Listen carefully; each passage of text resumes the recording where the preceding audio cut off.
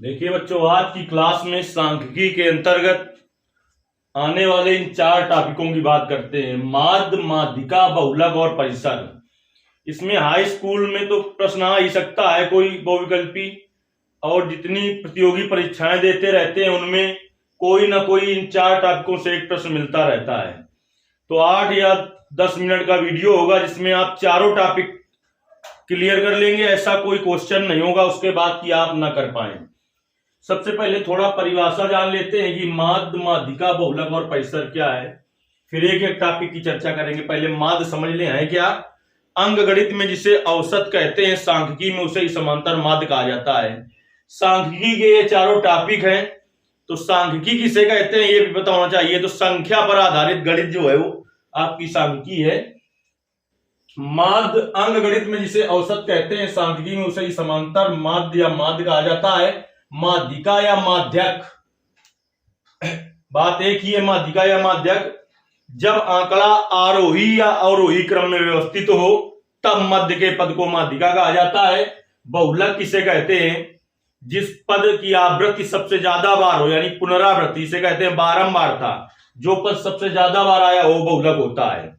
ये आपने परिभाषाएं जानी। अब निकालते हैं कैसे प्रश्न आते हैं और आपको कैसे क्या करना होता है।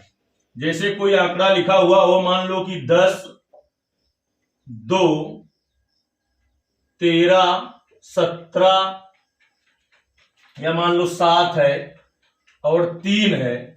इसका हमें माध्य ज्ञात करना है। माध्य, तो माध्य कैसे ज्ञात करेंगे किसी आंकड़े का? आप माध्य कहे या समांतर माध्य कहे, कैसे ज्ञात करेंगे आप? जितने आंकड़े दिए हैं समांतर माध्य ज्ञात करने का सूत्र लिख देते हैं हम। पदों का योग बटे पदों की संख्या। इससे समांतर माध्य निकल आएगा तुरंत। पदों का योग जैसे 10 + 2 + 13 + 3 + 3 बटे पदों की संख्या 1, 2, 3, 4, 5। 10 और 2 हो गया 12, 12 और 13 हो गया 25 और 10 ये हो गया 35।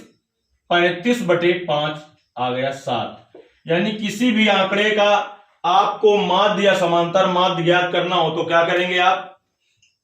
किसी भी आंकड़े का माध्य या समांतर माध्य ज्ञात करना हो तो आप सभी पदों को जोड़ देंगे। आंकड़े में जितने पद होंगे और जितने पद होंगे उससे भाग दे देंगे तो आपका माध्य निकल आएगा। अब बात करते हैं माध्यिका की। देखिए, इन आंकड़ों में माध्यिका ही एक ऐसा आंकड़ा है जिसमें माध्यिका तब आप ज्ञात कर पाएंगे जब पहले आंकड़े को आरोही या अवरोही क्रम में व्यवस्थित करें। माध्य या बहुलक में कर लें तो अच्छी बात है, और नहीं भी करेंगे तब भी वो निकल आएगी। लेकिन माध्यिका ज्ञात करने में आंकड़े को आरोही या अवरोही क्रम में व्यवस्थित करना होता है। जैसे कोई आंकड़ा दिया हो, देखिए ट्रिक के द्वारा भी माध्यिका ज्ञात करना बताएंगे और सूत्र के द्वारा भी माध्यिका ज्ञात करने बताएंगे। यहाँ 2 तरीके के सवाल होंगे, एक में पदों की संख्या सम हो और एक में पदों की संख्या विषम हो। तो देखिए, जैसे पदों की संख्या मान लो विषम है, जैसे लिखा है 5, 3, 7, 2, 1। इसकी माध्यिका ज्ञात करनी, इसमें पदों की संख्या 1, 2, 3, 4, 5। तो हमने कहा है माध्यिका ज्ञात करने के लिए आंकड़े को आरोही या अवरोही क्रम में लिखते हैं। तो मान लो आरोही क्रम में लिख लिया हमने। आरोही क्रम का मतलब होता है पहले छोटा फिर बड़ा फिर बड़ा, यानी छोटे से बड़े की ओर आरोही होता है। तो पहले 1 सबसे छोटा है, फिर 2 है, फिर इसमें 3 है, फिर 5 है, फिर 7 है।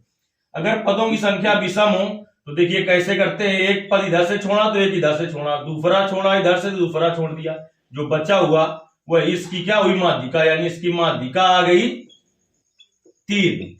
अब इस सूत्र के द्वारा भी निकाल के बताएंगे माध्यिका।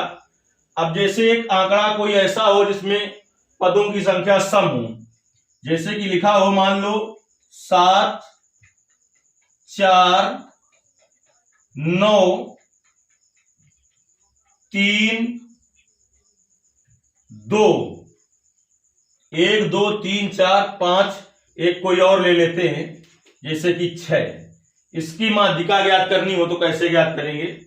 तो माध्यिका में पदों की संख्या सम हो चाहे विषम, आंकड़े को आरोही या अवरोही क्रम में व्यवस्थित करना पड़ेगा। तो इसके पहले वाले सवाल में हमने आरोही में व्यवस्थित किया था, अब इसमें अवरोही में व्यवस्थित किए दे रहे हैं। अवरोही क्रम क्या होता है वो भी जान लीजिए आप। बड़े से छोटे की ओर लिखना, पहले सबसे बड़ा, फिर उससे छोटा, फिर उससे छोटा। तो सबसे बड़ा है इसमें 9, फिर है 7, फिर है 6, फिर है 4, फिर है 3, फिर है 2, और इसी का उल्टा लिखते चले आओ तो आरोही क्रम हो जाएगा। अब इसमें देखिए पदों की संख्या 1 2 3 4 5 6 है। 6 है तो देखिए कैसे करेंगे। जैसे आपने एक पद इधर से छोड़ा, एक इधर से छोड़ा, फिर एक इधर से छोड़ा, एक इधर से छोड़ा। अब एक इधर से छोड़ो, एक इधर से छोड़ो तो सब पद खत्म हो जाएंगे, कोई पद बचे नहीं। जब ऐसी स्थिति हो तो लास्ट वाले जो बीच में 2 पद बच रहे हैं आपके, पहले इधर से एक छोड़ा तो इधर से एक छोड़ा, इधर से एक छोड़ा तो इधर से एक छोड़ा, उन दोनों पदों को जोड़ दो आप। तो जैसे यहां पर 2 बच रहे हैं, 6 और 4, और 2 से भाग दे दो तो 10/2, तो इसकी माध्यिका 5 आ गई। अब देखिए सूत्र भी होता है इसका, यदि पदों की संख्या हो विषम हो तो माध्यिका बराबर सूत्र होता है n+1/2वें पद का मान। और अगर पदों की संख्या सम हो तब माध्यिका या माध्यक, जिसी माध्यिका को भी माध्यक कहते हैं, माध्यिका ज्ञात करने का सूत्र होता है n/2वें पद का मान प्लस n/2 प्लस 1वें पद का मान, वें पद का मान, और पूरे के बटे 2। देखिए चाहे आप सूत्र से करें या जो हमने ट्रिक बताई है इससे करें, दोनों में ही आपको आंकड़े को आरोही या अवरोही क्रम में व्यवस्थित करना पड़ेगा। तो दूसरा उदाहरण ना लेकर हम यही उदाहरण ले लेते हैं। इसमें पदों की संख्या देखिए, एक में विषम है 1 2 3 4 5, n बराबर 5 है, सूत्र के द्वारा कर रहे हो तो 5 विषम संख्या है। और अगर विषम संख्या तो माध्यिका ज्ञात करने का सूत्र बताया n+1/2वें पद का मान। n का मान है 5, 5 धन 1/2वें पद का मान, 5 धन 1 6/2, तीसरा पद है जो उसका मान लिखना है। तो देखिए इसमें तीसरा पद क्या है, 1 2 3, 3 है तो माध्यिका पहले ट्रिक के द्वारा 3 आई थी, अब भी 3 आ गई। अब देखिए जब सम हो, जैसे इसमें 1 2 3 4 5 6, n बराबर जो 6 है पदों की संख्या वो सम है, तो इस सूत्र में रखें 6/2 तीसरवें पद का मान प्लस 6/2 3 धन 1, n/2 धन 1 है तो n/2 का मान आ गया 3 और धन 1, चौथवें पद का मान और बटे 2। तो तीसरे पद का मान देखिए बेटा 1 2 3 6 आया, धन चौथवें पद का मान आपका 4 है और बटे में 2 है, 6 4 10/2, 10/2 तो 5 आ गया, 5 पहले भी आया था। सूत्र से मैथ के जो स्टूडेंट है उनको सरल लगेगा, जो ट्रिक बताई है तो उन विद्यार्थियों के लिए बड़ी आसान लगेगी जो मैथ नहीं पढ़ते हैं। अब देखिए इंटर में जो मैथ नहीं लिए होते हैं। अब देखिए बात करते हैं हम बहुलक की। बहुलक क्या होता है, माध्यिका की भी बात हो गई, अब बात करेंगे बहुलक की। बहुलक क्या होता है, कोई एक आंकड़ा दिया हो जैसे कि 5 7 9 3 2 5 1 4 3 7 5, तो देखते हैं इसमें कौन कौन से पद हैं। पद में जो सबसे ज्यादा बार आया हो, देखिए 5 कई बार आया, 1 2 3 बार, 7 2 बार है, इसके बाद 9 1 बार है, 3 2 बार है, और 2 1 बार है, 1 1 बार है। सबसे ज्यादा बार जो आए, जिस पद की पुनरावृत्ति सबसे ज्यादा बार हुई हो, यानी जिस पद की आवृत्ति सबसे ज्यादा बार हुई हो बहुलक होता है। तो बहुलक इसका हो गया 7। जब नहीं समझ में आता तो ऐसे लिख लेते हैं, एक तरफ पद एक तरफ बारंबारता। तो जैसे पद मान लो आरोही और अवरोही क्रम में व्यवस्थित करो तो ठीक है, ना करो तब भी ठीक है। पद 5 है तो ये 3 बार आया है, 7 जो है वो 2 बार आया है, 9 जो है वो 1 ही बार है, 3 आपका 2 बार है, 2 आपका 1 बार है, 1 आपका 1 बार है। तो देखिए बारंबारता किसकी ज्यादा है, पद 5 की।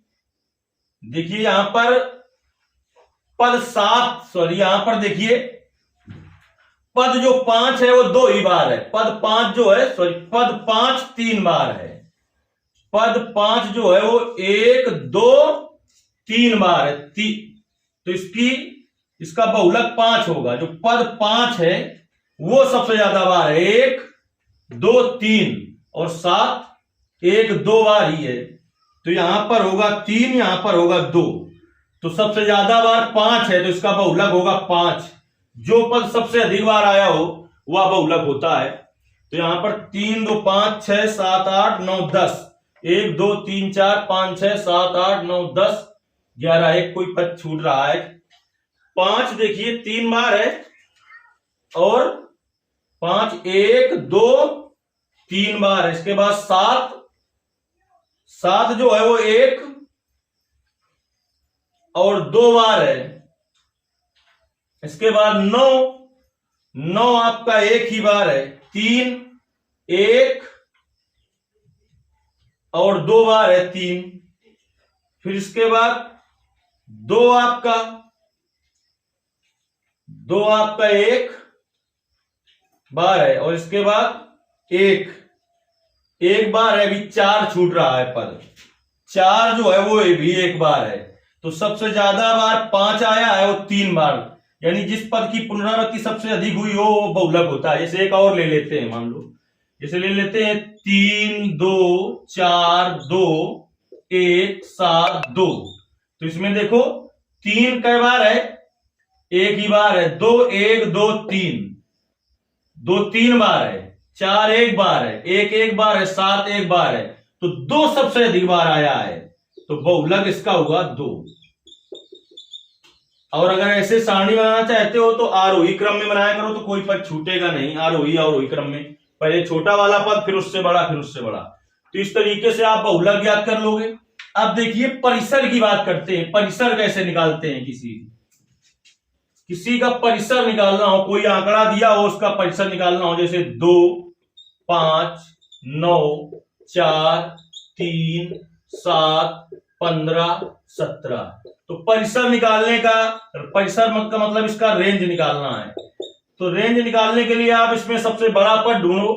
सबसे बड़ा पद 17 है और सबसे छोटा पद ढूंढो। सबसे बड़े पद में सबसे छोटा पद घटा देते हैं तो परिसर निकल आता है। सबसे बड़ा पद माइनस सबसे छोटा पद, तो परिसर निकल आता है। इन चारों टॉपिकों से बहुत सारे सवाल आते रहते हैं आपके। तो यदि आपको सब कुछ समझ में क्लियर आ गया है तो वीडियो को ज्यादा से ज्यादा लाइक करिए और ज्यादा से ज्यादा शेयर करिए। इन टॉपिकों से कोई भी सवाल आपका आएगा तो आप बड़ी आसानी से कर पाएंगे।